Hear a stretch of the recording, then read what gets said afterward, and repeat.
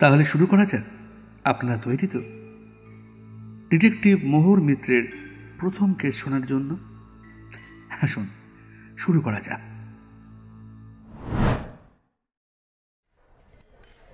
বহুতল অফিসে তখন দুপুরের দিকে লাঞ্চ চলছে।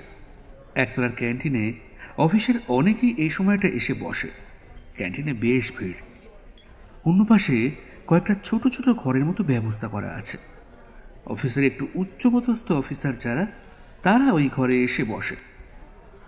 ফ্রেশার্স কিংবা অন্যান্যরা সামনের দিকে লম্বা টেবিলের কাছে বসে লাঞ্চ করে।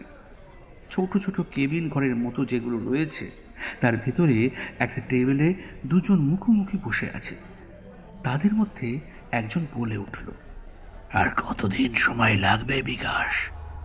অনেকদিন তো হলো, দেখতে দেখতে প্রায় 1 বছরের উপর হয়ে গেল। ব্যাপারটা তো এত সোজা নয় দীনেশ। তাছাড়া এখানে যেমন সময় লাগবে ততটাই তো আমাদেরও সময় দিতে হবে। দীনেশ, তুমি ব্যাপারটা বুঝতে পারছো না। এমন অধৈর্য হলে চলবে না। আমি সব কিছুই বুঝতে পারছি, কিন্তু আমাকেও তো উপর মহলে জবাব দিতে হয়। একটা সামান্য প্রজেক্ট নিয়ে এতদিন ধরে যদি ঝুলে থাকি, তাহলে বাকি কাজগুলো কি করে হবে বলো তো? আর তুমি তো বলেছিলে এই কাজটা তোমায় দিতে। তুমি বুঝতে পারছো না, এখন আবহাওয়া ঠিক নেই। এই সময় এইসব ব্যাপার নিয়ে আলোচনা না করাই ভালো। দেওয়ালেরও কান আছে। আমাদের অপারেশন মাকড়সা যখন একবার আমি হাতে নিয়েছি, তখন সেটা পূরণ হবেই। তাছাড়া এখানেও আমার সঙ্গে 2-3 জন এই একই জিনিস নিয়ে কাজ করছে, তাই তোমার চিন্তা করার প্রয়োজন নেই।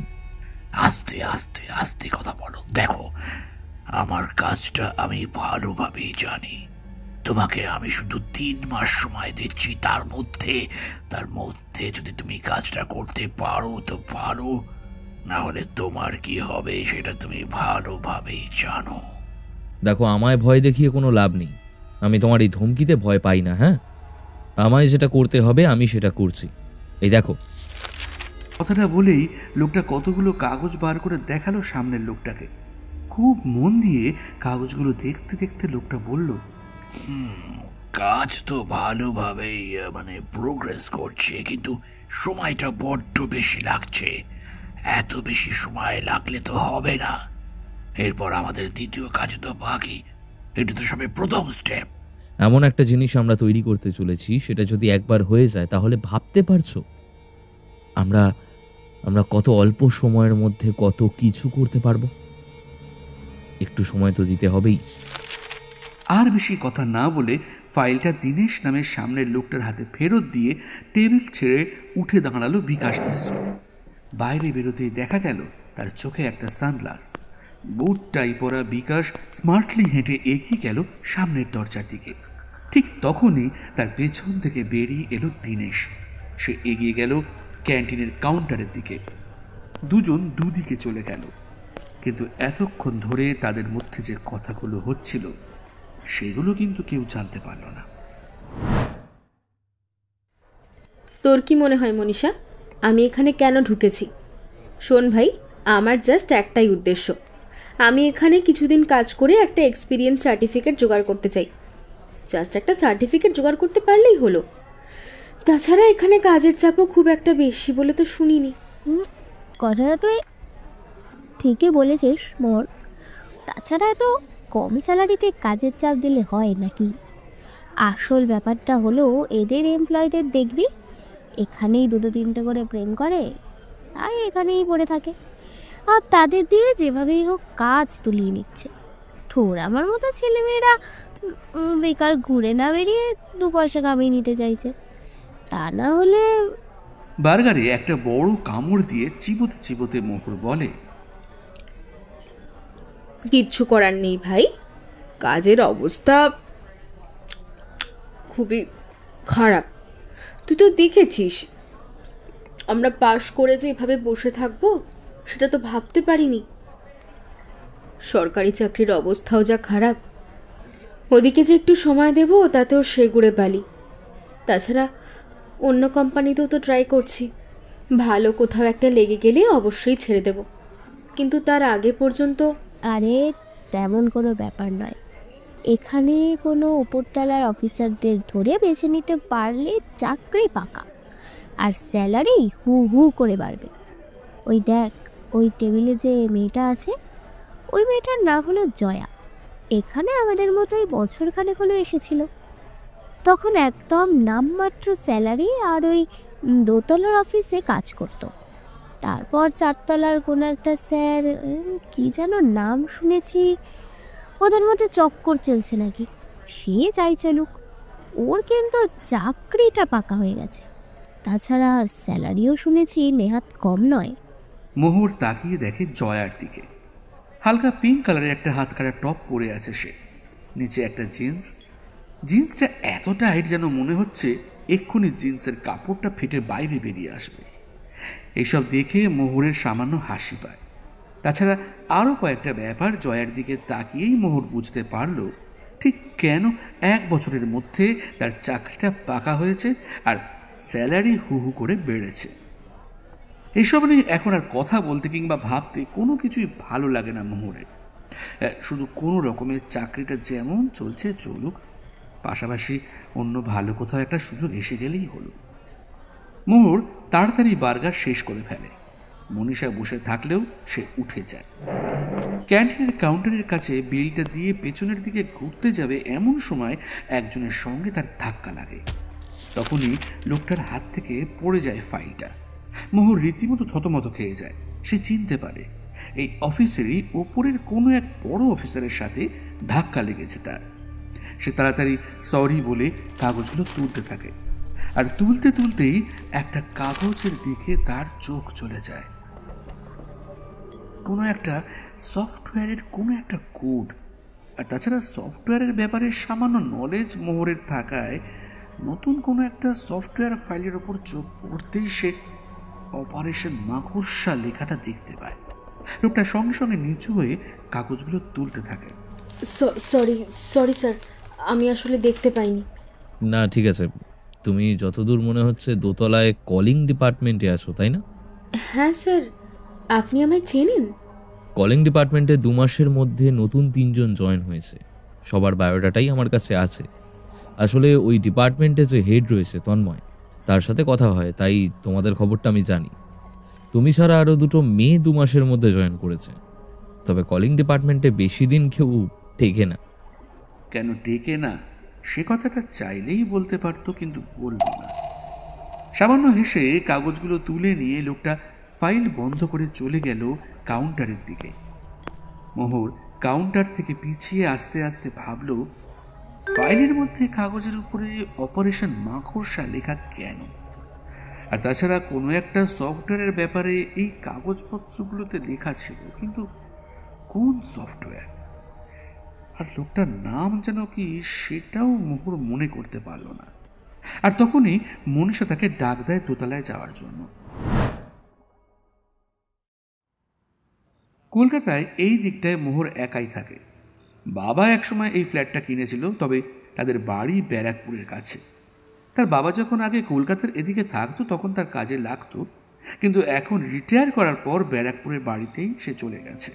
তাই মোহর এখন এখানে একাই থাকে। তবে বাবার কথার বিরুদ্ধে গিয়ে বিটেক কমপ্লিট করার পর চাকরিটা নিয়েছিল সে। বাবা তার কোনো এক বন্ধুর চেনা অফিসে কাজের ব্যবস্থা করে দেবে বলেছিল, কিন্তু মোহর বরাবরই স্বাধীন চেতা। সে যা করবে নিজে করবে। তাই কলেজের এক বন্ধুর সুপারিশে এইখানে এসে ইন্টারভিউ দিয়েছিল। বাড়িতে ফিরে ফ্ল্যাটের তালা খুলে প্রথমে বিছানার ওপর শরীর এলিয়ে দেয় সে। 10টা থেকে 6টা পর্যন্ত ডিউটি, অথচ অফিস থেকে বের হতে প্রতিদিনই প্রায় 8টা বেজে যায়। প্রাইভেট অফিস যেমন হয় আর কি। প্রতিদিন বেরিয়ে আসার সময় মোহর মনে মনে প্রতিজ্ঞা করে, একটা ভালো চাকরি যদি জুটে যায় তাহলে আর এমুখো হবে না। এই চাকরির বাজারে যে কোনো একটা ভালো চাকরি পেলেই এই কাজটা সে ছেড়ে দেবে। এইভাবে গাধার দৌড় দৌড়তে তার ভালো লাগে না। কিছুক্ষণ ফ্যান চালিয়ে চুপ করে শুয়ে থেকে বিছানা থেকে উঠে বাথরুমে গিয়ে হাত মুখ ধুয়ে পোশাকটা বদলে নিয়ে ফ্রিজে রাখা খাবারটা বার করে গরম করে খায় সে। তারপর খেয়ে দিয়ে যখন বিছানায় শরীরটা এলিয়ে দেয় তখন রাত প্রায় 11টা। মোবাইল ফোনটা খুলে হোয়াটসঅ্যাপ চেক করতে করতে হঠাৎ দেখা যায় রঞ্জন কাকু অনলাইন রয়েছে।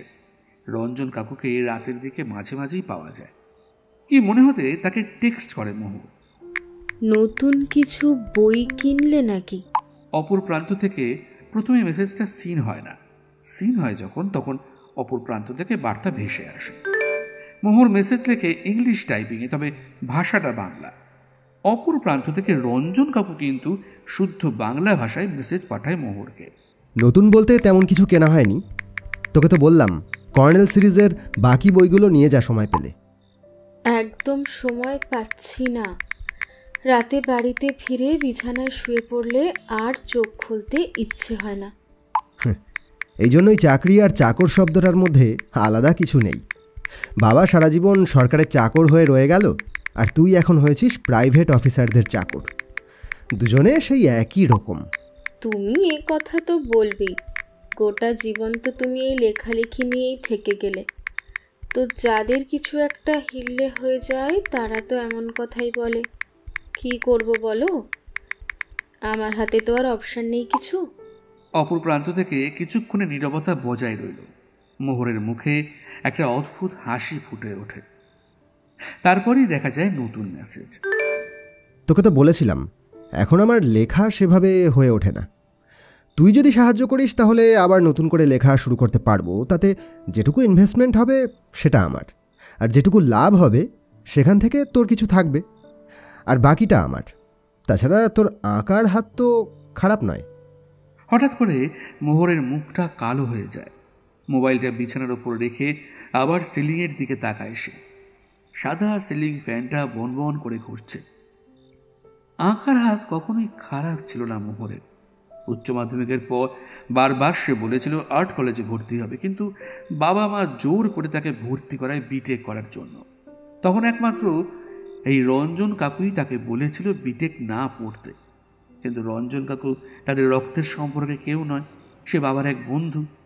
বাবা যখন জানতে পেরেছিল রঞ্জন কাকু তাকে আর্ট কলেজে ভর্তি হতে বলেছিল, তখন থেকেই বাবার সঙ্গে রঞ্জন কাকুর সম্পর্ক খুব একটা ভালো না। আবার কথা ভেসে আসে, দেখেছিস এখনও সেই আগের মতোই রয়ে গেলি। আঁকার কথা শুনলেই মুখটা কালো হয়ে যায়। বেশ, ওসব কথা এখন থাক, একদিন সময় পেলে তোর ছুটি দেখে চলে আয়। রঞ্জন কাকুর সঙ্গে আর কথা হয়নি। একটু পরেই মোহরের মোবাইল ফোনটা বেজে ওঠে। অপর প্রান্ত থেকে সাফল্য ফোন করছে। ফোনটা তুলতেই সাফল্য বলে, শোন, এই রোববার অন্য কোনো প্ল্যান করিস না, আমরা কিন্তু একটু বেরোবো। ঠিক আছে, কিন্তু কোথায় বেরোবো? সেটা এখনো ঠিক করিনি। গঙ্গার ধার কিংবা অন্য কোথাও গিয়ে বসে যেতে পারে। মোদ্দা কথা হলো রোববার বেরোচ্ছি, ব্যাস। মোহর সামান্য হাসে, মুখে কিছু বলে না। তারপর সাফল্যের সঙ্গে কথা বলতে বলতে কখন যেন দু চোখে ঘুম নেমে আসে। দেখতে দেখতে দুটো দিন কেটে যায়। সেদিন শনিবার। মোহর অফিসে দোতলার থেকে লিফটে নিচে নেমে বাইরে বেরিয়েছে। এমন সময় ক্যান্টিনের পথে দেখতে পায় সেদিনের সেই লোকটাকে। এবার নামটা মনে পড়েছে মোহরের, বিকাশ মিশ্র। 5 তলা অফিসের প্রত্যেকটা তলায় আলাদা আলাদা ডিপার্টমেন্ট রয়েছে। অফিসের নাম স্পাইডার সফটওয়্যার। এমন অদ্ভুত একটা নাম কেন সেটা মোহর জানে না। 5 তলায় সফটওয়্যার ডেভেলপমেন্ট বিভাগের সমস্ত কাজ হয়। তার নিচের তলায় সফটওয়্যার তৈরি এবং 1 তলায় ক্যান্টিন। 2 তলায় নতুন ফ্রেশারদের নিয়ে কলিং থেকে শুরু করে আরও বিভিন্ন অ্যানালিসিসের কাজ হয়। 3 তলায় কি কাজ হয় সেটা ভালোভাবে মোহর জানে না। তবে এই লোকটাকে সে 3 তলা 4 তলার দু জায়গায় মাঝে মাঝে দেখেছে। 4 তলাতেই মূলত সে থাকে। তার মানে নতুন সফটওয়্যার তৈরি করার যে ব্যাপারটা তার সাথে সে যুক্ত। বিকাশ মিশ্রকে দেখে মোহরের সেদিনের কথা মনে পড়ে গেল। লোকটা কিন্তু তার দিকে একবারও তাকিয়ে দেখল না, সোজা চলে গেল নিজের মতো। তার হাতে এখন ফাইলপত্র কিংবা ব্যাগ এসব কিছুই নেই। মোবাইলে কার সঙ্গে যেন কথা বলতে বলতে যাচ্ছে। মোহরের কি মনে হতে সে পেছনে পেছনে গেল। 1 তলায় ক্যান্টিন হলেও ক্যান্টিনের একপাশে একটা ছোট লাউঞ্জ মতো জায়গা আছে। কাচের জানলাগুলো দিয়ে বাইরের দিকটা দেখা যায়। অফিসের এই বিল্ডিংয়ের সামনে খানিকটা ফাঁকা জায়গা রয়েছে। একপাশে গ্যারেজ এবং গ্যারেজের সামনের দিকে সব জায়গায় দারোয়ান থাকে। লোকটা সেদিকে চলে গেল। মোহরের কি মনে হতে সে ক্যান্টিনের দিকে না গিয়ে স্মোকিং জোনের সামনে রাস্তা ধরে এগোতে লাগলো। সামনের দিকে কাচের যে জানলাগুলো রয়েছে তার ভেতরে স্মোকিং জোন, আর বাইরের দিকে হেঁটে যাওয়ার মতো রাস্তা রয়েছে। দারোয়ান একবার মোহরকে দেখল, কিন্তু মোহরকে সেখানে বেশ কয়েকবার দেখেছে। তাছাড়া সবসময় সবার গলায় আইডি কার্ড থাকে বলে তাদের কিছুই বলে না। মোহর জানলাটার উল্টো দিকে গিয়ে দাঁড়ালো, তারপর সেখান থেকে হাঁটতে লাগলো স্মোকিং জোনের দেওয়াল বরাবর।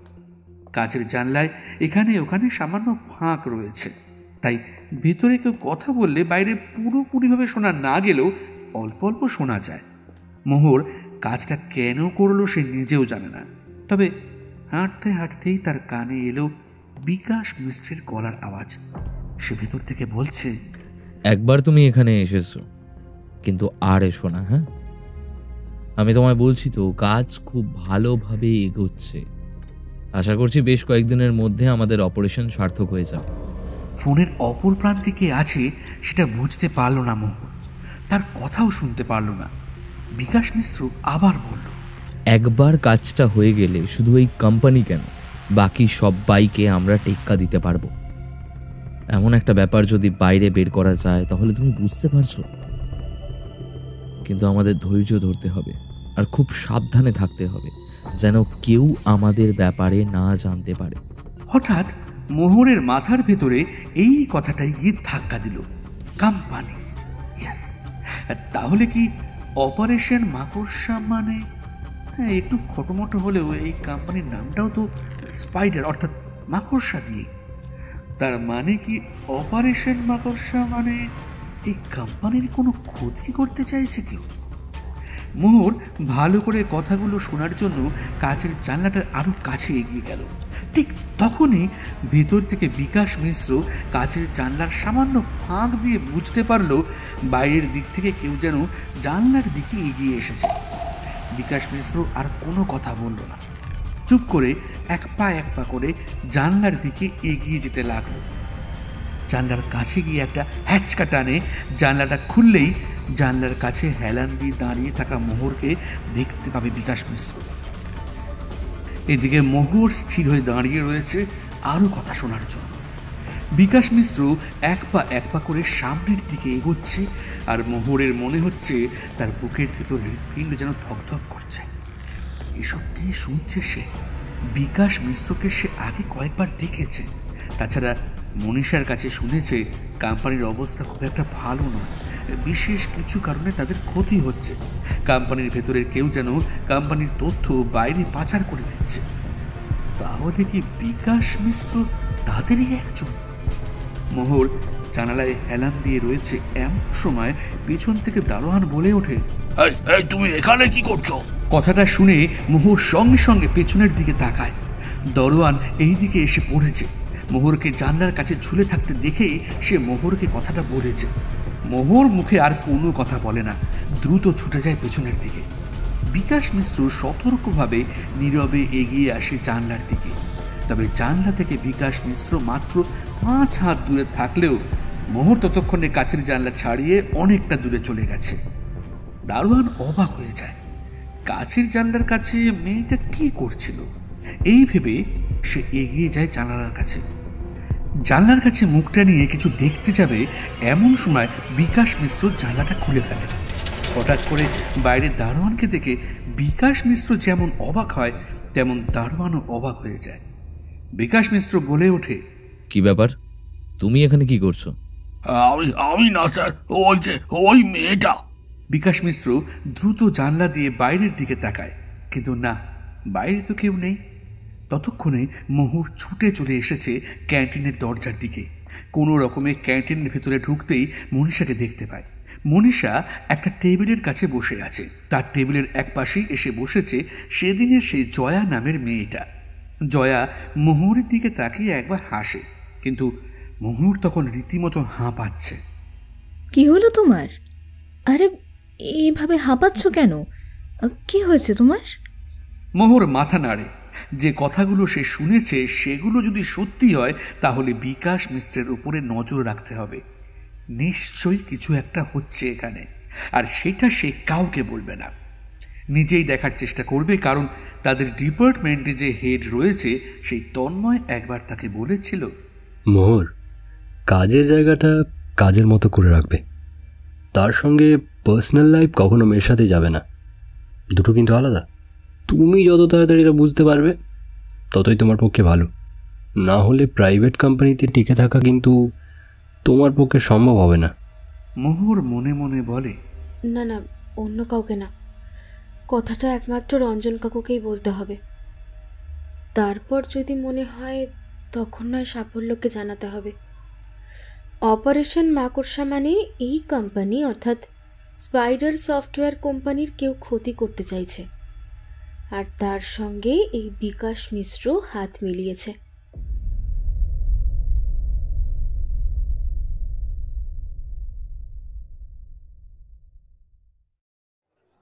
মোহর কাঁপা কাঁপা হাতে একটা স্যান্ডউইচ তুলে নিয়েছিল, আর তখনই ক্যাফের দরজা খুলে সাফল্য এসে ভেতরে ঢুকল।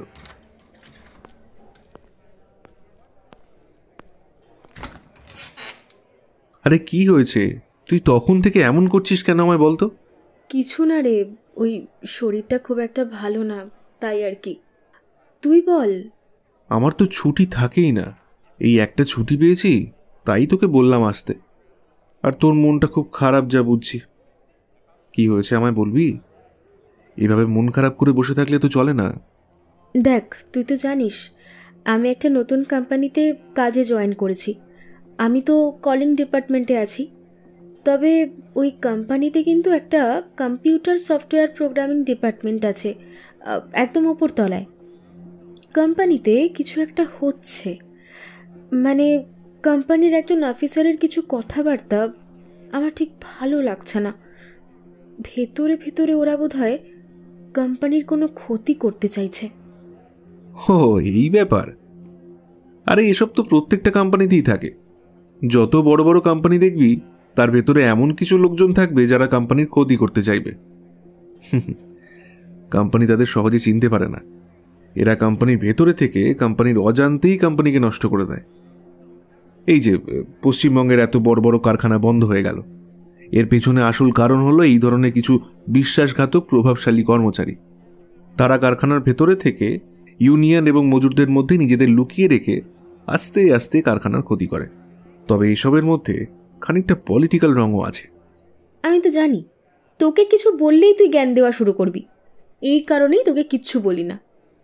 আরে তুই রেগে যাচ্ছিস কেন? আচ্ছা ব্যাপারটা খুলে বল তো শুনি। দেখ, আমার চোখে কিন্তু ব্যাপারটা একদমই সুবিধের বলে মনে হচ্ছে না। একটা ফাইল আমি দেখেছিলাম ওই বিকাশ মিশ্রের কাছে, সেখানে অপারেশন মাকড়সা বলে কোনো একটা ফাইল ছিল, আর সেখানে নতুন কোনো একটা সফটওয়্যারের ব্যাপারে লেখা ছিল। সফটওয়্যার তৈরির কোড নিয়ে আমি একসময় কিছুটা কাজ করেছি, তাই বিষয়টা আমি জানি। আমার মনে হয় ওরা কোনো সফটওয়্যার কিংবা আমাদের এই কোম্পানির কোনো বিশেষ তথ্য পাচার করে দিচ্ছে বাইরে। আচ্ছা যদি বা সেটা হয় তাতে তোর কি? তুই তো এখানে আছিস মাত্র কয়েক মাসের জন্য। ভালো কোনো একটা জব পেলে এটা টাটা বাই বাই। তাহলে এসব ব্যাপারে তো থাকার দরকার নেই। এইসব বড় বড় কোম্পানিতে অনেক ব্যাপার থাকে, তুই শুধু শুধু কেন ঝামেলায় পড়বি বলতো? মোহর মুখ তুলে তাকায় সাফল্যের দিকে। কথাগুলো তার কেমন যেন চেনা চেনা মনে হয়। যখন বিটেক কলেজে ভর্তি না হয়ে আর্ট কলেজে ভর্তি হতে চেয়েছিল মোহর, তখন বাবা এমন কথা বলেছিল। দেখ, শিল্পী হব বললে তো আর হওয়া যায় না। বাইরে থেকে অমন সোজা মনে হয়, কিন্তু আর্টিস্টদের লাইফ যে কতটা কঠিন সেটা তুই বুঝতে পারছিস না। তুই বিটেক কমপ্লিট কর, তারপর যদি ইচ্ছা হয় চাকরি করবি, নাহলে ভালো কোনো ছেলে দেখে তোর বিয়ে দেবো। তোর লাইফে নিজের পায়ে দাঁড়ানোর আর কোনো চিন্তা থাকবে না। তাহলে যতদিন না আমি নিজের পায়ে দাঁড়াচ্ছি আমি বিয়ে করব না বাবা। আর তুমি আর মা আমায় এ ব্যাপারে কিন্তু জোর করতে পারবে না। তাছাড়া সেই ছোট্ট থেকে আমি তোমাকে বা মাকে কখনো আমার কাছে পাইনি। তুমি তোমার কাজ নিয়ে ব্যস্ত ছিলে আর মা নিজের অফিস নিয়ে, তাই আমার লাইফটা আমাকেই বুঝতে দাও। বড় বড় কথা বলছিস যে, তোকে তো আমরাই বড় করেছি নাকি? তাহলে তুই কি করবি আর কি করবি না তার উপর আমাদেরও অধিকার আছে। হ্যাঁ হ্যাঁ, একদম ঠিক। তোমরা আমাকে বড় করেছো, টাকা দিয়ে আমার দেখাশোনার জন্য লোকও রেখে দিয়েছো। ব্যাস, ওটাই তোমাদের বড় করা। যখন তোমাদেরকে আমার প্রয়োজন ছিল তখন তোমাদের কাউকে আমি কাছে পাইনি। সবার বাবা মা সব সময় তাদের পাশে থাকতো, অথচ তোমরা নিজেদের কেরিয়ার, নিজেদের স্ট্যাটাস, টাকা পয়সা এই সব নিয়ে ব্যস্ত ছিলে। তাই এখন আমার লাইফটা আমাকেই বুঝতে দাও। বড় হয়েছিস, নিজের সবটা বুঝে নিতে চাইবি, সেটা ভালো কথা, তাতে আমি বাধা দেব না। কিন্তু আর্ট কলেজে আমি ভর্তি হতে দেব না। ওসব শিল্পী হওয়া ঝামেলার ব্যাপার, ওসব সকলের জন্য নয়। বিটেক কমপ্লিট কর, তারপর কোনো একটা প্রাইভেট কোম্পানিতে ঢুকবি, ভালো স্যালারি পাবি, তাতে তোর নিজের পায়ে দাঁড়াতে সুবিধা হবে। তোকে কিন্তু আমি আর্ট কলেজে ভর্তি হতে দেব না। কাজেই ওসব শিল্পী হওয়ার ভাবনা মাথা থেকে এখন থেকেই মুছে ফেলো, কেমন? সাফল্যের কথা শুনে মোহরের বুকের ভেতর কোথায় যেন পুরনো সেই দিনটার কথা মনে পড়ে যায়। মোহর বলে, তুই বস, আমার ভালো লাগছে না, আমি বরং উঠি। মোহর উঠে যায়। সাফল্য বুঝতে পারে ঝোঁকের বসে কথাগুলো সে বলে ফেলেছে। আসলে এসব ব্যাপারে সত্যি তো ঝামেলা আছে, তাই না? মোহর প্রাইভেট কোম্পানির ব্যাপারে তত ভালোভাবে জানে না যতটা সাফল্য জানে। প্রাইভেট কোম্পানির ভেতরে অনেক সমস্যা থাকে, যেগুলো নিয়ে মাথা না ঘামানোই ভালো, তাতে বিপদ বাড়তে পারে। আর যদি মোহরের কথা সত্যি হয়, ওই অফিসের কোনো একটা দল যদি অফিসেরই কোনো তথ্য বাইরে পাচার করতে থাকে, তাহলে তাদের নেটওয়ার্ক নিশ্চয়ই ছোটোখাটো হবে না। আর যদি একবার জানতে পারে যে মোহর সমস্ত কিছু জানতে পেরেছে, তাহলে মোহরকে ক্যাফের বাইরের দিকে এগিয়ে যেতে দেখে সাফল্য দেরি না করে ছুটে যায় তাকে আটকাবার জন্য। কিন্তু মোহর ততক্ষণে সামনের পার্কের একটা বেঞ্চে বসে পড়েছে। সাফল্য তার পাশে গিয়ে বসে আর আস্তে আস্তে বলে, এবার বল, আমি শুনছি সব।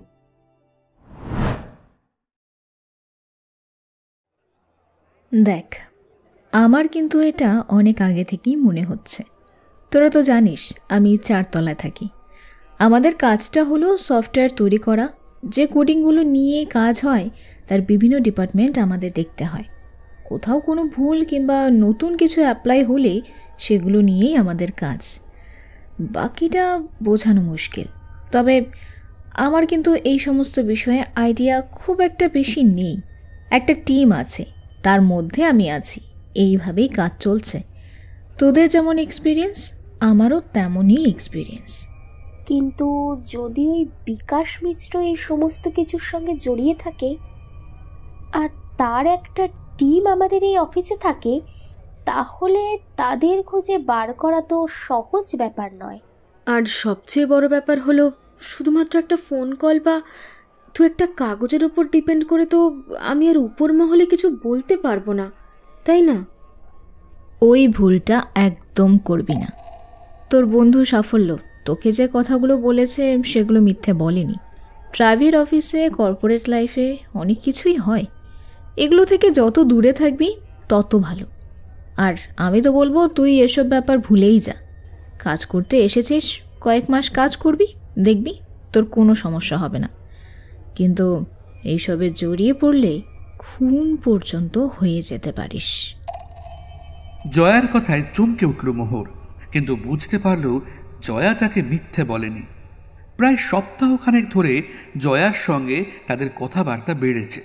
জয়া মেয়েটা স্ট্রেইট কাট, যা বলার মুখের ওপরেই বলে। তার কথার সুর টেনে মনীষা বলে, জয়া মিথ্যা বলেনি। এই অফিসে তুই তো 2 মাস এসেছিস, আর বছরখানেক আগে আমাদের এই অফিসেরই একটি মেয়ে মার্ডার হয়ে গেছিল। তাকে পাওয়া গিয়েছিল কলকাতার বাইরে, কিন্তু কিভাবে কি হয়েছে কেউ কিছু খুঁজে বার করতে পারেনি। হতে পারে তার পিছনে এমন কোনো একটা ব্যাপার ছিল।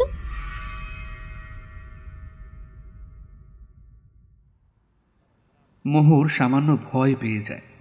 সেদিন ওদের মধ্যে আর কোনো কথা হয় না। রাতের বেলা বাড়িতে ফিরে মোহর ফোন করে রঞ্জন কাকুকে।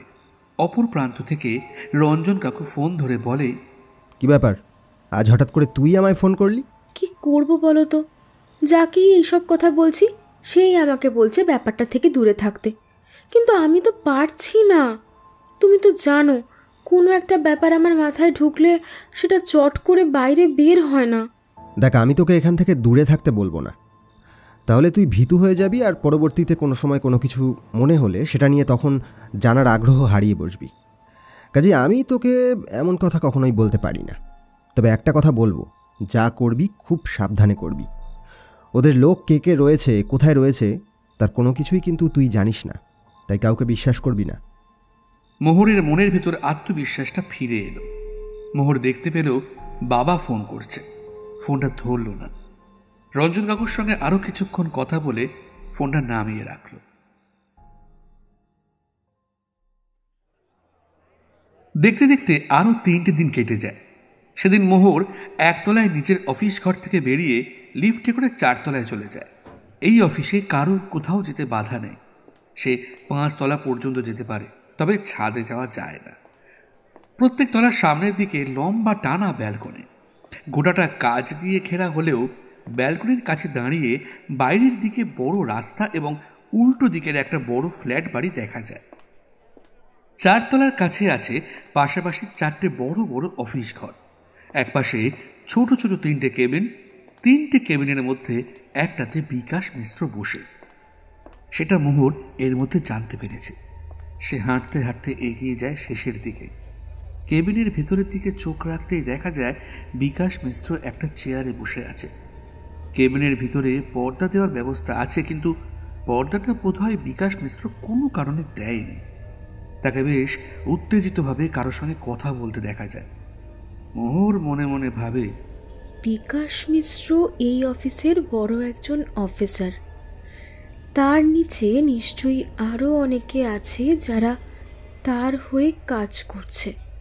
এমন সময় পেছনে একটা পায়ের শব্দ শুনে চমকে উঠে পেছন ফিরে মোহর দেখতে পায় জয়া হাঁটতে হাঁটতে এদিকেই আসছে। জয়া মোহরের হাত ধরে টেনে নিয়ে যায় ব্যালকনির দিকে। তাকে বলে, তোকে আমি বারণ করেছিলাম এসব ব্যাপারে থাকিস না, তারপরও কেন তুই এমন করছিস? ওরা এই কোম্পানির ক্ষতি করছে, আর এটা জানার পরও আমি চুপ করে থাকতে পারবো না। ঠিক আছে, এই ব্যাপারে আর কাউকে কিছু বলিসনি তো? না, সাফল্য ছাড়া আর কাউকে এ ব্যাপারে আমি কিছু বলিনি। ওকে, তাহলে তুই যেভাবে চাইছিস কাজ কর, কিন্তু এই ব্যাপারে এখনই আর কাউকে বলিস না। ব্যাপারটা কিন্তু খুব ক্রিটিক্যাল। এত বড় একটা ব্যাপার যদি কোনো ভুল হয় তাহলে বুঝতেই পারছিস। এরপরে বেশ কয়েকদিন বিকাশ মিশ্র এবং তার সঙ্গে ক্যান্টিনে যারাই মাঝে মাঝে কথা বলে তাদের উপর নজর রাখতে শুরু করে মোহর। এমনকি জয়া, মনীষা এই কাজে তাকে সাহায্য করে। বুঝতে পারে বিকাশ মিশ্রের আন্ডারে 4 তলায় একটা 5 জনের দল আছে। তারা সকলেই নতুন সফটওয়্যার নিয়ে কাজ করছে। ভেতরের খবরে এটাও জানতে পারে মোহর নতুন ধরনের কোনো একটা মোবাইল সফটওয়্যার নিয়ে তারা কাজ করে চলেছে প্রায় বছরখানেক ধরে। তবে এই সফটওয়্যারের ব্যাপারে তেমন কিছুই মোহরের হাতে আসে না। তবে প্রথম দিন ধাক্কা লাগার সময় সেই পড়ে যাওয়া অপারেশন মাকড়সা লেখা ফাইলটায় একটা সফটওয়্যারের কোডিং কিছু দেখতে পেয়েছিল সে। এই ব্যাপারটা নিজের কাছে সে রাখে। ফোনে রঞ্জন কাকু এবং সাফল্যের সঙ্গে মাঝে মাঝে এই ব্যাপারে টুকটাক কথাবার্তা হয়। সাফল্য বুঝতে পারে ব্যাপারটা মোহরের পিছু ছাড়বে না, তাই সেও তাকে খুব সাবধানে কাজ করার জন্য উপদেশ দেয়। সেদিন মোহর অফিস থেকে বেরিয়ে এসে গাড়ির জন্য রাস্তার পাশে দাঁড়িয়ে আছে। এমন সময় তার পিছনে এসে দাঁড়ায় একটা ছেলে। মোহর চমকে উঠে পিছনে তাকায়, দেখে তাদেরই অফিসের একটা ছেলে। ছেলেটির নাম জানেও, সৃজন মুখার্জি। কিছু বলার আগেই সৃজন বলে, তুমি বিহালার দিকে যাচ্ছ তাই না? আমি ওদিকেই যাব। ক্যাব ধরবে নাকি? না না, আমি অটো ধরে বাস স্ট্যান্ডে যাব, তারপর সেখান থেকে। এখানে তোমার মাস 2 হয়েছে তাই না? হ্যাঁ, কিন্তু তোমায় তো আমি অনেক দিন ধরেই দেখছি। তুমি বোধহয় অনেক দিনই কাজ করছো। কথায় কথায় মোহরের সঙ্গে সৃজন অফিসের ব্যাপারে টুকিটাকি কথাবার্তা বলতে থাকে। এমন সময় অটো এসে পড়তে মোহর আর সৃজন দুজনেই একসঙ্গে অটো ধরে বাস স্ট্যান্ড পর্যন্ত যায়। তারপর মোহরকে বাসে তুলে দিয়ে সৃজন চলে যায়। এতদিন ধরে এই অফিসে সে রয়েছে, সৃজনও তাকে অনেকদিন ধরে দেখেছে, তাহলে হঠাৎ করে? এরপর প্রায়ই ক্যান্টিনে কিংবা অফিসের বাইরে সৃজনের সঙ্গে তার দেখা হতে থাকে। বুঝতে পারে সৃজনও তার সঙ্গে বেশ আলাপ করতে চাইছে, কিন্তু মোহরের এসব ভালো লাগে না। তবে সৃজনও যেন নাছোড়বান্দা। সৃজন তেমন কিছু বলে না, শুধু বেরোবার সময় আগ বাড়িয়ে কথা বলে। ক্যান্টিনে তার টেবিলে এসে বসে। ব্যাপারগুলো বাকিদের নজরে পড়লেও বাকিরা কিছুই বলে না, শুধু জয়া মাঝে মাঝে হেসে বলে, যাক, তাহলে মোহরের ওপরেও কারো নজর পড়েছে।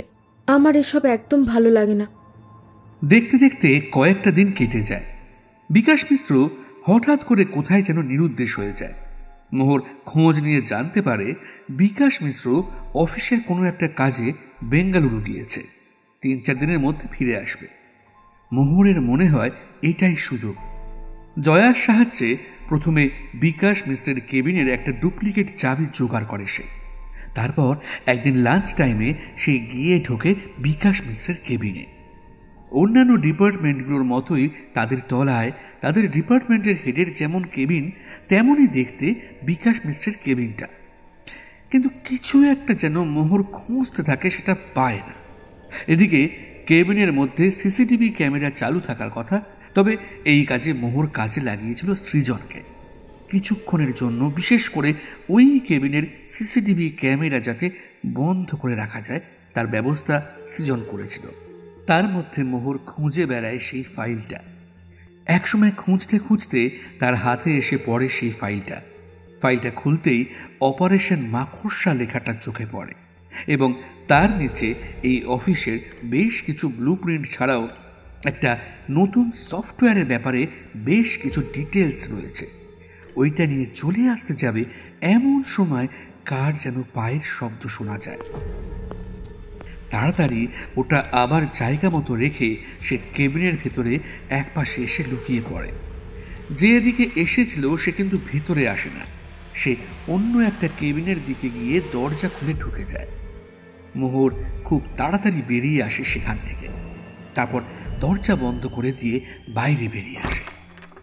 এমন সময় মনে পড়ে যায়, যা, ফাইলটাই তো আনা হলো না। ততক্ষণে জয়ার ফোন চলে এসেছে। জয়া ফোন করে তাকে তাড়াতাড়ি নিচে চলে আসতে বলে। বিকাশ মিশ্র নাকি ফিরে এসেছে, কিছুক্ষণের মধ্যেই নাকি সে অফিসে চলে আসবে। কিছুক্ষণ বাদে ক্যান্টিনে ওরা 3 জন গিয়ে বসে, তার সঙ্গে সৃজন রয়েছে। সিসিটিভি ডিপার্টমেন্টে যারা রয়েছে তাদের মধ্যে আমার চেনাশোনা আছে, তাই খানিকটা টাকা দিয়ে একজনকে ম্যানেজ করতে পেরেছি। ফাইলটা সঙ্গে করে নিয়ে আসতে পারলি না? তাছাড়া যখন ওরা এই ফাইলটা নিয়ে পড়েছে, তার মানে ওদের অপারেশন সত্যি সত্যি কিছু একটা হয়েছে। সেটাই তো। ইস, ফাইলটা যদি তাড়াহুড়োয় ফেলে না আসতাম। কিন্তু এবার আমরা কি করব? এত কিছু যখন জানতে পেরেছি, তখন কিছু তো একটা করা দরকার। হঠাৎ করে জয়ার যেন কিছু একটা মনে পড়ে যায়। সে মাথাটা নামিয়ে এনে বলে, আমার মনে হয় কোথাও একটা ভুল হচ্ছে। যতর খোঁজ পেলাম, বিকাশ মিশ্রের ডিপার্টমেন্টে 3 তলায় যারা রয়েছে তারা 3 মাসের মধ্যে একটা নতুন মোবাইল সফটওয়্যার বানাতে চলেছে। মোবাইলের ডিফেন্সের ক্ষেত্রে এই সফটওয়্যার কাজ করবে। এই সফটওয়্যার মোবাইলে থাকলে বাইরে থেকে মোবাইল কিংবা প্রয়োজনীয় ল্যাপটপ আর কম্পিউটার এই সমস্ত জিনিসপত্র বাইরে থেকে সহজে হ্যাক করা যাবে না। এই সফটওয়্যার সেটাকে প্রোটেক্ট করবে। যতদূর আমি শুনেছি, এই প্রজেক্টের ব্যাপারে 1 বছরের বেশি সময় ধরে কাজ হচ্ছে। তবে প্রজেক্টের নাম কি সেটা আমি জানি না। তার মানে তুই বলতে চাইছিস সেই অপারেশন মাকড়সা আসলে কোনো একটা সফটওয়্যার প্রজেক্ট, যেটা ওরা নতুন করে তৈরি করতে চলেছে? হতে পারে। এখন আসল ব্যাপারটা কি সেটা ওরাই জানে, কিন্তু আমরা এখন কি করব? আমার মাথায় একটা প্ল্যান এসেছে। এই অপরাধ চক্রকে হাতে নাতে ধরতে হলে আমাদেরকে একটা ফাঁদ পাততে হবে। বিকাশ মিশ্রকে আমাদের ফলো করতে হবে। বিকাশ মিশ্র প্রতিদিন এখান থেকে বেরোয় 5:30 নাগাদ, নিজের গাড়িতে করে বাড়ি ফিরে যায়। আর তার বাড়ি আমি চিনি। যদি একটা দিন আমরা অফিসে না এসে অফিসের কাছাকাছি কোথাও অপেক্ষা করি এবং একটা গাড়ি জোগাড় করে তারপর সেই গাড়িতে করে বিকাশ মিশ্রের গাড়িটাকে ফলো করে তার পিছু পিছু যাই এবং তার উপর নজর রাখি, তাহলে কিন্তু বেশ কিছু ইনফরমেশন আমরা বার করতে পারবো। কোনো লাভ হবে না। তার বাড়ি যখন আমরা চিনি, তাহলে সরাসরি বাড়িতে খোঁজ করে দেখা যেতে পারে। কিন্তু এই বিকাশ মিশ্রের সঙ্গে নিশ্চয়ই এখানকার আরও কয়েকজন আছে। তাদের খুঁজে বার করে তাদের উপরেও যদি নজর রাখা যেত। মোহরের মনে হয় ব্যাপারটা সত্যি জটিল হতে শুরু করেছে। বিকাশ মিশ্র ছাড়া আরও অনেকে এখানে আছে, আর ব্যাপারটা যদি সত্যি সত্যি একটা নতুন কোনো সফটওয়্যার নিয়ে হয় তাহলে সে যতটা ভেবেছে তার থেকেও বেশি বড়। এতদিনে জয়া তো আরও কয়েকজনকে জড়িয়ে ফেলেছে এ ব্যাপারটায়। রঞ্জন কাকুর কথা মনে পড়ে গেল তার। যত কম লোক নিবি তত সুবিধা হবে। হয়তো তোকে বেশি খাটতে হবে, কিন্তু বিপদের আশঙ্কা কম থাকবে। কিন্তু এখন আর কিছুই করার নেই, তাই ওরা ঠিক করলো বিকাশ মিশ্রের উপর নজর রাখা শুরু করতে হবে।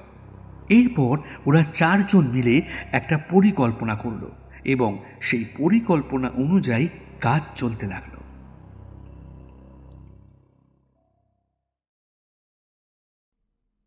কত দূর এগিয়েছিস? এখনো বিকাশ মিশ্রের সঙ্গে কারা আছে তা ধরতে পারিনি। জয়া আর মনীষা সে ব্যাপারে খোঁজ নেবে বলেছে। আমাদের এই ডিপার্টমেন্টের একটা নতুন ছেলে, ওর নাম সৃজন, ও বলেছে এই বিকাশ মিশ্রের বাড়িটা ও চেনে। বাড়িটার ওপর সে মাঝে মাঝে নজর রাখার চেষ্টা করবে। ও তার 2 জন চেনা বন্ধুকে নিয়ে নজর রাখবে। কিন্তু আমি বুঝতে পারছি না এত কড়াকড়ি এত কিছুর মধ্যে দিয়ে ওরা অফিসের তথ্য বাইরে বিক্রি করে কি করে? আর নতুন যদি কোনো সফটওয়্যার হয়ও তাহলে সেটা তো কোম্পানিরই তৈরি, তাহলে সেটা ওরা বাইরে নিয়ে যাবেই বা কেমন করে? আরে বুঝতে পারছিস না, নতুন কোনো সফটওয়্যার যদি তৈরি করে তাহলে সেটার তো একটা প্যাটার্ন থাকবে। যদিও সফটওয়্যার ইঞ্জিনিয়ারিং নিয়ে আমার আইডিয়া খুব একটা বেশি নেই। আসলে যে ফর্মুলা, সেই ফর্মুলাটা ওরা হয়তো বাইরে বিক্রি করবে এবং তাতে কি হবে, ওই তোদের কোম্পানি যখন সফটওয়্যারটা তৈরি করতে যাবে তখন দেখা যাবে বাইরের কোনো একটা কোম্পানি একই রকম সফটওয়্যার একই সময় তৈরি করবে, কিংবা সফটওয়্যারের পেটেন্ট রাইট আগে থেকেই নিয়ে রেখেছে। এর মধ্যে নিশ্চয়ই কোনো বড় মাপের ষড়যন্ত্র আছে। রঞ্জন কাকুর কথাটা মোহরের মনে ধরে।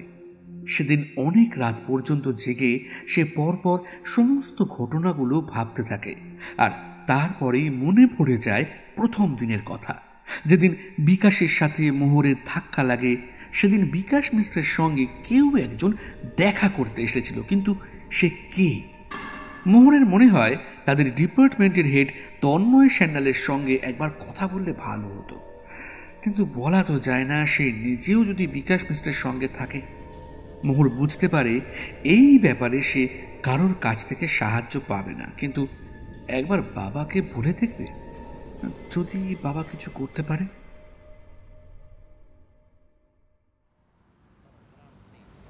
দুদিন পর অফিস থেকে বেরিয়ে মোহর প্রায় বাড়ির কাছাকাছি এসে পড়েছে, এমন সময় ফোনটা আসে। ফোনটা হাতে তুলতেই মোহর দেখতে পায় সৃজন ফোন করেছে। এক্ষুনি একবার বিকাশ মিশ্রের বাড়ির কাছে আসতে পারবে? আমার মনে হচ্ছে এইখানে আরও কয়েকজন আসবে। 2 জন অলরেডি চলে এসেছে। ভেতরের একটা খবর আমি জানতে পেরেছি। নতুন যে সফটওয়্যারটা নিয়ে কাজ চলছিল সেটা প্রায় হয়ে এসেছে। এখনই ডিল হওয়ার সঠিক সময়। তার মানে তুমি বলতে চাইছো আজকে সফটওয়্যারের সমস্ত ডিটেলস বিকাশ মিশ্র বিক্রি করে দেবে? আমি এক্ষুনি আসছি। একটু পরেই মোহর পৌঁছে যায় বিকাশ মিশ্রের বাড়ির কাছে। সেখানে জয়া, মনীষা এবং সৃজন এসে পড়েছে। সত্যি সত্যি বিকাশ মিশ্রের বাড়ির কাছে 2টো গাড়ি দাঁড়িয়ে রয়েছে। বাড়ির ভেতরে দোতলায় জানলার কাছে আলো জ্বলছে। সেই আলোতে বেশ কয়েকজন লোকের ছায়া দেখা যায়। ওরা বাড়ির উল্টো দিকে দাঁড়িয়েছিল। এইটা শহরের একটু বাইরের দিকে, বেশ গোছানো দোতলা একটা বাড়ি। বিকাশ মিশ্র একাই থাকে। অনেকক্ষণ চুপ করে দাঁড়িয়ে থাকার পর মোহর বলল, এবার তো সবটা আমাদের হাতেই রয়েছে, আমরা তো এবার ব্যাপারটা অন্য কাউকে জানাতে পারি। তুই বুঝতে পারছিস না? না না, আমাদের নিশ্চিত হতে হবে আগে। মাথা ঠান্ডা রাখ। মোহর চুপ করে থাকে। তার হঠাৎ ভীষণ জল তেষ্টা পায়। তখনই সৃজন একটা জলের বোতল এগিয়ে দেয় ওর দিকে। জলটা খেয়ে আবার ওরা অপেক্ষা করতে থাকে।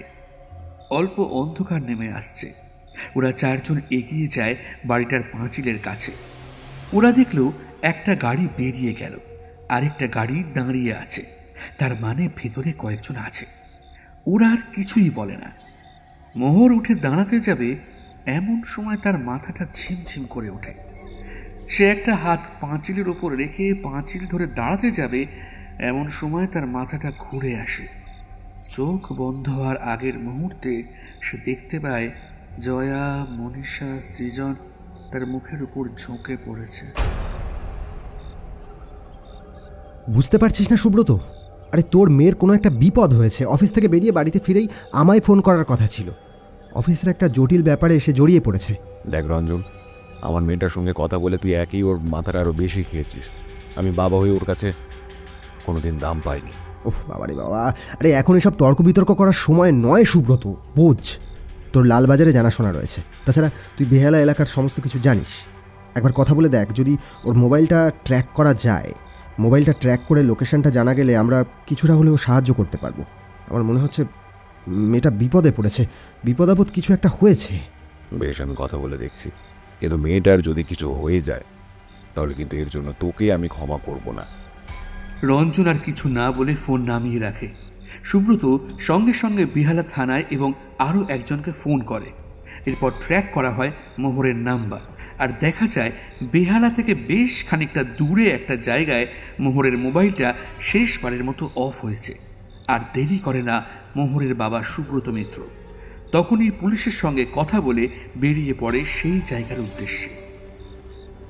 এদিকে প্রায় ঘণ্টাখানেক পরে মোহরের জ্ঞান ফেরে, আর জ্ঞান ফিরতে সে দেখতে পায় তার হাত পা বাঁধা রয়েছে একটা চেয়ারের সঙ্গে। সে বসে রয়েছে একটা ঘরের মেঝেতে, আর তার উল্টো দিকের চেয়ারে বসে রয়েছে বিকাশ মিশ্র। তার পেছনে আরও 5 জন, কিন্তু তাদের পেছনে ওগুলো কারা? জয়া দাঁড়িয়ে আছে না? আর সৃজন আর মনীষা না? মোহর কিছু বলতে যাবে তার আগেই ওর মাথার ভেতরটা কেমন ছনছন করে উঠল। অনেকটা সময় লেগে গেল তোমায় ধরতে মোহর। আসলে আমি নিজের কাজে এতটা ঘেঁটেছিলাম যে তোমার দিকে সময় দিতে পারিনি। তবে এখন তো বুঝতে পারছো, আমি সময় না দিলেও সময় দেওয়ার জন্য 3 জনকে তোমার কাছে রেখেছিলাম। তার মানে তোরা সবাই কাজ করছিলি ওর হয়ে? আর আমি ভেবেছি তোরা আমার... ভেরি সরি মোহর, তোর সাথে হাত মিলিয়ে বিকাশ মিশ্রের বিরুদ্ধে কাজ করে আমাদের তো কোনো লাভ হতো না। বেশ মোটা অঙ্কের টাকা আমাদের তো আর অন্য কেউ দিত না। তাছাড়া তুই কিছু করতেও পারবি না। মোহরের মাথার ভেতরটা আবার ঝনঝন করে ওঠে। হাত তুলতে গিয়ে দেখা যায় তার হাতটা বাঁধা। সে চিৎকার করে ওঠে, আমি তোদেরকে বিশ্বাস করেছিলাম, আমি ভেবেছিলাম তোরা আমার দলে। তোকে তো আমি আগেই বারণ করেছিলাম যে তোর দলে কেউ নয়, কাউকে বিশ্বাস করবি না। এটা একটা প্রাইভেট কোম্পানি, কর্পোরেট লাইফে কাউকে বিশ্বাস করা যায় না। দেরি করে আর লাভ নেই, পাশের ঘরে বাকিরা বসে আছে। ঝামেলা মিটিয়ে ওই ঘরে চলুন স্যার, আমাদের এতদিনের কাজ আজ সম্পূর্ণ হলো। এত সুন্দর একটা মেয়েকে এইভাবে মারতে হবে? হাতে যদি একটু সময় থাকতো অন্য কিছু ভাবতাম, কিন্তু না। সৃজন, তুমি নিজের হাতে কাজটা করো। আগের বছরের মেয়েটাকে যেভাবে মেরেছিলে ঠিক সেইভাবে। মোহরের মনে পড়ে যায় আগের বছরে একটা মেয়ে ওদের অফিস থেকে নিরুদ্দেশ হয়েছিল, তার মৃতদেহ পাওয়া গিয়েছিল। এই কথাটা সে অফিসে জেনেছে এবং খোঁজ নিয়ে জেনেছে কথাটা সত্যি। মোহরের মাথার মধ্যে অনেক কিছু ঘুরতে থাকে। তাহলে জয়া, মনীষা তাকে যে সাহায্য করেছিল সব কিছুই মিথ্যে, আর সেই সঙ্গে সৃজনও। কিন্তু সে সবাইকে বিশ্বাস করেছে। রঞ্জন কাকু আর সাফল্যের বলা কথাগুলো মনে পড়ে যায়। ওরাও তো বলেছিল সাবধানে থাকতে। এমন সময় সৃজন এগিয়ে আসে ওর দিকে, তার হাতে একটা ছুরি। ততক্ষণে বাকিরা ঘর ছেড়ে বেরিয়ে গেছে। ছুরিটা গলার কাছে বসিয়ে সৃজন ফিসফিস করে বলে, তোমায় মারার ইচ্ছে ছিল না ডার্লিং, ভেবেছিলাম বুঝিয়ে সুঝিয়ে তোমায় আমাদের দলে আনবো কিংবা ব্যাপারটা থেকে সরাতে পারবো, কিন্তু না, তুমি তো কথা শুনবার মেয়েই নয়। কাজে কি আর করার বলো। এবার তোমার প্রাণটা যে আমার হাতে খোয়াতে হবে সোনা। তোমার এই সুন্দর শরীরটা ছেড়ে তোমাকে চলে যেতে হবে ডার্লিং। হঠাৎ করে হাসি আসছে কেন ভগবান জানে। এমন অসংলগ্ন কথা বলতে বলতে সম্বিত ফেরে সৃজনের। সে চটপট খুন করতে উদ্যত হয়ে মোহরের গলায় ছুরি বসাতে যাবে, এমন সময় বাইরে থেকে কাদের গলা শোনা যায়। খবরদার, কোনো ভুল করার চেষ্টা করবে না। পুলিশ চারপাশ থেকে বাড়িটাকে ঘিরে ফেলেছে। কোনো ভুল করলেই কিন্তু আমরা গুলি চালাবো। পুলিশ? এই সময় পুলিশ এখানে কি করে? সৃজন মোহরের গলায় ছুরিটা চালাতে যাবে, এমন সময় মোহরের চেয়ারটা সামান্য নিচু হয়ে একবার সরে যায়। তারপর চেয়ারের ওপর দিকটা দিয়ে সৃজনের মাথার কাছে একটা ধাক্কা দেয় মোহর। ততক্ষণে পাশের ঘরে হুড়োহুড়ি পড়ে গেছে। কয়েকজন বাইরে বেরোতে যেতেই পুলিশের হাতে ধরা পড়ে। সবাই বেরিয়ে গেলেও বিকাশ মিশ্র কিন্তু বেরোয় না। সে এগিয়ে আসে এই ঘরে। ততক্ষণে এই চেয়ারটা নিয়েই কোনো রকমে দরজার দিকে এগিয়ে গিয়েছিল মোহর। বিকাশ মিশ্রের হাতের একটা ধাক্কায় মোহর ছিটকে পড়ে মেঝের উপরে। পাশে মেঝেতে পড়ে থাকা সৃজনের মাথা থেকে তখন রক্ত বেরোচ্ছে। বিকাশ মিশ্র একাই মোহরকে চেয়ারের ভাঙা জায়গাটা বাঁধা অবস্থায় তুলে নিয়ে যায় ছাদের দিকে, আর রাস্তার দিকে তাকিয়ে চেঁচিয়ে বলে ওঠে, যদি কোনো রকমের চালাকি করার চেষ্টা করো তাহলে মেয়েটাকে কিন্তু ছাদ থেকে ফেলে দেব। খবরদার, খবরদার, আমার মেয়ের যদি কিছু হয় তাহলে কিন্তু তোকে এখান থেকে যেতে দেবো না। পাগলামি করিস না। বিকাশ কিন্তু এই মুহূর্তে নিজে বাঁচার জন্য যা খুশি তাই করতে পারে। কাজে আমাদের ঠান্ডা মাথায় এখন একটা কাজ করতে হবে। পুলিশের 2-1জনকে বল চুপি চুপি বাড়ির পেছনের দিকটা থেকে ছাদের দিকে উঠে যেতে। পেছন থেকে যদি ওকে ধরা যায় তাহলে। পাশাপাশি দুটো পুলিশের জিপ, একটায় সুব্রত মিত্র আর রঞ্জন হালদার এবং অন্যটায় কয়েকজন পুলিশ অফিসার। অন্যটাতে যারা ছিল তারা নেমে বাড়িটাকে চারপাশ থেকে ঘিরে ফেলে। কয়েকজন ধরা পড়ল। বিকাশ মিশ্র ওপরে দাঁড়িয়ে হুমকি দিল আবার, আমায় কিন্তু এখান থেকে যেতে না দিলে মেয়েটাকে আর বাঁচতে দেব না। আমার কথা শোনো বিকাশ, তোমায় আমরা এখান থেকে যেতে দেবো, কিন্তু মেয়েটার যেন কোনো রকম ক্ষতি না হয়। ওর কোনো ক্ষতি হলে কিন্তু মনে রাখো, ও সুব্রত মিত্রের মেয়ে। ওর গায়ে যদি একটা আঁচড়ও লাগে। আমি তো জানি ও সুব্রত মিত্রর মেয়ে, তার জন্যই বাপের মতোই এত কৌতূহল ওর। প্রথম দিনেই আমার বোঝা উচিত ছিল। স্মোকিং এরিয়ার জানলার কাছে দাঁড়িয়ে আমার কথা শুনছিল। দারোয়ানের সাথে কথা বলে ক্যান্টিনে ফিরে আসতেই আমি বুঝতে পেরেছিলাম জানলার ওপাশে কে ছিল, কারণ জয়া সমস্ত কথাই আমায় পরে বলে দিয়েছিল। আমি খেলাতে চাইছিলাম, তবে পরে যে ব্যাপারটা এমন হবে সেটা বুঝতে পারিনি। তুমি যেখানেই যাও না কেন তোমায় কিন্তু ছাড়া হবে না বিকাশ। ঠিক আছে, তবে তার আগে নিজের মেয়েকে বাঁচিয়ে দেখান। বিকাশ চেয়ার সহ মোহরকে ব্যালকনির দিকে নিয়ে আসে। ততক্ষণে পুলিশ পেছনের দিক থেকে ছাদে উঠে পড়েছে। আস্তে আস্তে তারা এগিয়ে যায় বিকাশের দিকে। বিকাশ দুহাতে মোহরের চেয়ার থেকে ছুঁড়ে বাইরে ফেলে দিতে যাবে, এমন সময় পেছন থেকে দুজন পুলিশ ঝাঁপিয়ে পড়ে বিকাশের উপর। মোহর সমেত চেয়ারটা ব্যালকনির একদম ধারে গিয়ে পড়ে সামনের দিকে গড়িয়ে যায়। রঞ্জন হালদার আর সুব্রত মিত্র দুজনেই প্রায় চিৎকার করে ওঠেন।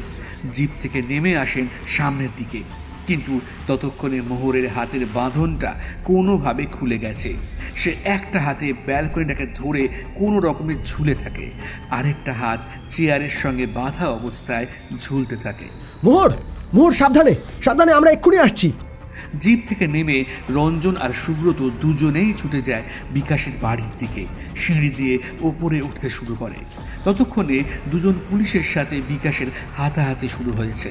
যদিও বিকাশের হাতে ছুরি থাকার জন্য ওরা চট করে তাকে ধরাশায়ী করতে পারছিল না, কিন্তু বিকাশ উত্তেজনার বশে ছুরিটা নিয়ে একজন পুলিশকে আক্রমণ করতে গেলে পিছন থেকে আরেকজন পুলিশের একটা ঘুষি এসে পড়ে তার গলায়।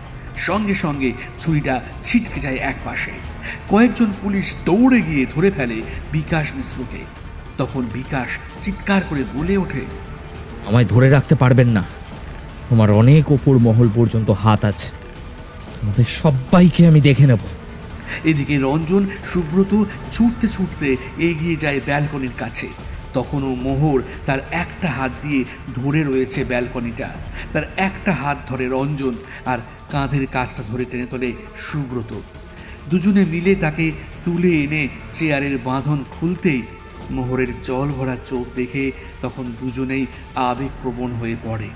কিন্তু মোহরের কোনো ক্ষতি হয়নি বুঝতে পেরে বেশ আশ্বস্ত হয়। মোহর জড়িয়ে ধরে তার বাবাকে। আমায় ক্ষমা করে দে, আমি অনেক ভুল করেছি। আমি বুঝতেই পারিনি তোর মধ্যে আমার প্রতি এত অভিমান ছিল। রঞ্জন ভাগ্যের সব কথা আমায় আজ বলল। আমি যদি সঠিক সময় না এসে পড়তাম তাহলে কিছুই হতো না। ওদের সমস্ত দলটাকে ধরতে গিয়ে না হয় আমায় মরতে হতো। এসব কথা একদম বলিস না। আচ্ছা, এবার একটা কথা বলতো, তুই কি বুঝতে পেরেছিলি যে কিছু একটা হতে পারে? না হলে এখানে আসার আগে আমায় মেসেজ করলি কেন? আমার তখনই সন্দেহ হয়েছিল। খুব সহজেই জয়া আর সৃজন আমাকে সাহায্য করেছিল। বিশেষ করে যেদিন আমি বিকাশ মিশ্রের কেবিনে ঢুকেছিলাম সেদিন ওই সিসিটিভির ব্যাপারটা। এত সহজে সিসিটিভি ক্যামেরা অফ করিয়ে দিল সৃজন কিছুক্ষণের জন্য। তাছাড়া যতবার আমি কোনো নতুন তথ্য পেয়েছিলাম সবটাই পেয়েছিলাম জয়ার হাত ধরে। তাই আমার মনে হচ্ছিল জয়া আর সৃজন যেন একটু অন্যরকমভাবে কাজটা করছে। তারপরে আমাদের এই অফিসের একজনকে কাজে লাগিয়ে জানতে পারলাম বিকাশ মিশ্রের সঙ্গে সৃজন আর জয়ার বেশ চেনাশোনা রয়েছে, কিন্তু মনীষা যে ওদের দলেই আছে সেটা আমার জানা ছিল না। আগেই বলেছিলাম কাউকে বিশ্বাস করিস না। যাকে এখন চল, সব ঠিক হয়ে যাবে।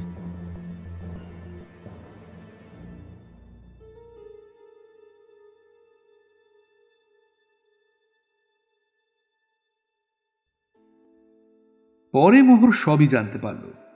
বিকাশ মিশ্রের দল ধরা পড়েছে।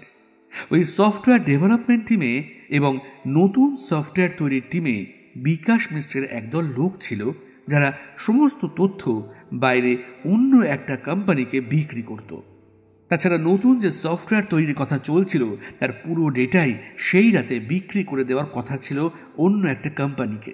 কিন্তু পুলিশ ঠিক সময় গিয়ে সমস্ত কাগজপত্র উদ্ধার করে এবং বাকি সবাইকে গ্রেপ্তার করে ফেলে বলে রক্ষা হয়।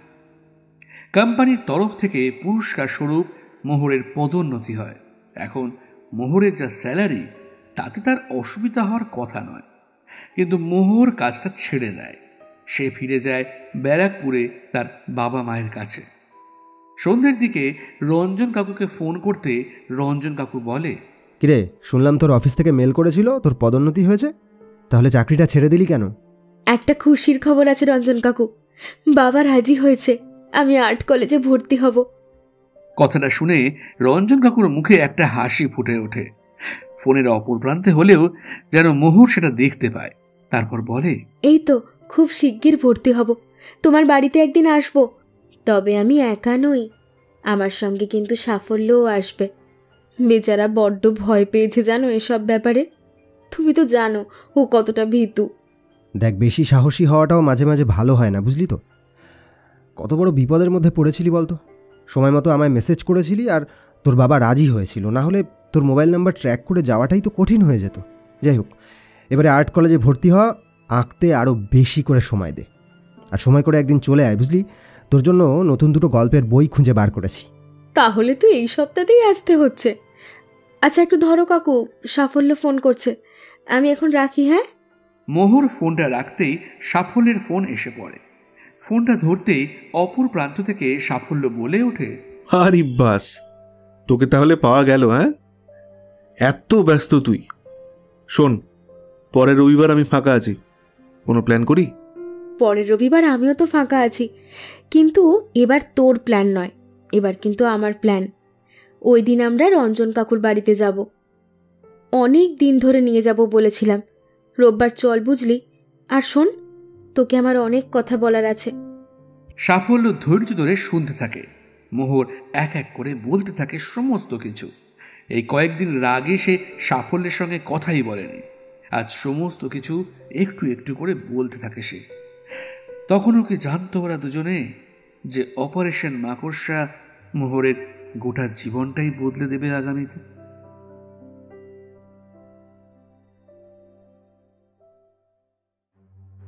রোমাঞ্চ বাংলায় এতক্ষণ শুনলে সুলেখক সুকান্ত দাসের কলমে ডিটেকটিভ মোহর মিত্র সিরিজের প্রথম গোয়েন্দা কাহিনী মাকড়সা রহস্য। গল্প পাঠে সৌরভ সাহা। ডিটেকটিভ মোহর মিত্রের ভূমিকায় বর্ণালী দে বর্মন। অন্যান্য চরিত্রে অংশগ্রহণে সৌমেন, দেবাঞ্জন, দীপম, পম্পা, শ্রী, শ্রীরূপ, সৌরভ রায়, সৌরভ সাহা, বিপুল ও প্রিয়নাথ। গল্পটির নাট্যরূপ ও সামগ্রিক পরিচালনায় আমি সৌরভ সাহা। তাহলে আজকের মতো আসি বন্ধু। ভালো থেকো, সুস্থ থেকো, সকলকে ভালো রেখো। ফিরে আসছি খুব শিগগিরই তোমার মনের মতো আরও একটি গল্প নিয়ে। আর হ্যাঁ, গল্প মানেই রোমাঞ্চ বাংলা। শুনতে থাকো, গল্পে থাকো।